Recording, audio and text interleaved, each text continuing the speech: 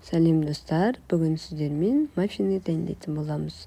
Алдымен пергамент қағазымызды дайындап аламыз. Пергамент қағазымызды төртбұрышты етіп кесіп аламыз да, бокалдың төменгі жағымен осылай форманы шығарамыз.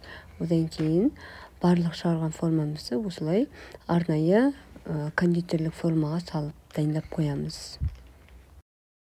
Енді қою массамызды дайындайтын боламыз. Бізге бөлме температурасында тұрған жұмыртқа қажет болады.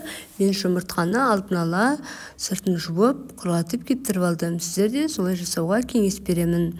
Одан кейін жұмыртқамызды миксердің көмегімен жақсылап езіп аламыз.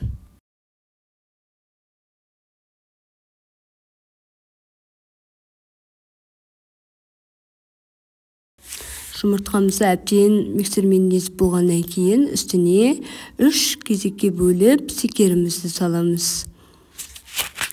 Секеріміз езілгенше миксердің көмегімен араластырып отыратын боламыз. Міне біздің қою меренгіміз дайын болды.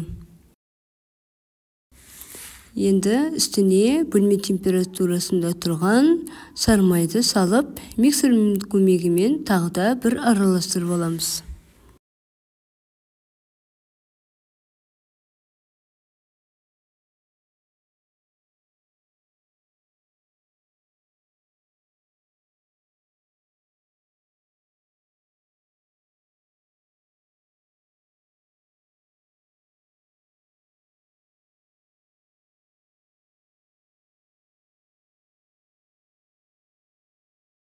Одан кейін үстіне алдын ала өлшеп дайындап қойған сүтімізді қосамыз. Және де миксердің көмегімен жақсылап бір келкі болғанша тағы да бір араластырып аламыз.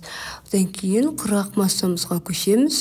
Ұнымызды міндетті түрде ситоның көмегімен өткізіп алғандарың үшін үстіне 1 шай қасық разрыхитель, яғни қопсытқыш қосамыз да, бізде қою масса шығады. Бұны яғни лопатканың көмегімен араластырып отырғанымыз абзал. Себебі біздің тестомыз басылып қалмауы қажет.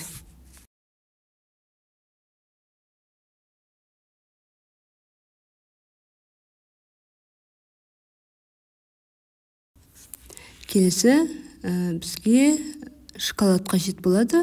Мен Альпенгольд молочный шоколадын пайдаландым. Сіздер өздеріңіздің қалауларыңыз бойынша әртүрлі шоколадты пайдалансаңыз болады. Шоколадымызды уақтап осылай турап аламыз.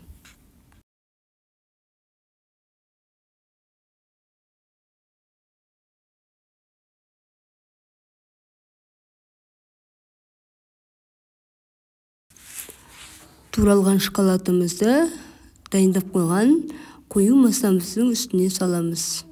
Одан кейін бізге грек жаңғағы қажет болады. Грек жаңғағымызды да дәл солай уақтап, турап массамыздың үстіне саламыз.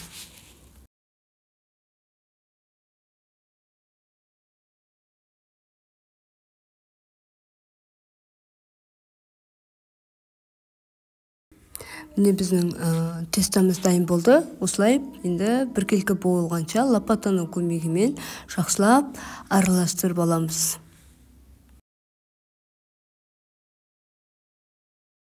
Дайын болған массамызды арнайы кондитерлік мешогымызға салып аламыз да, формамыздың ішіне біртіндеп құятын боламыз.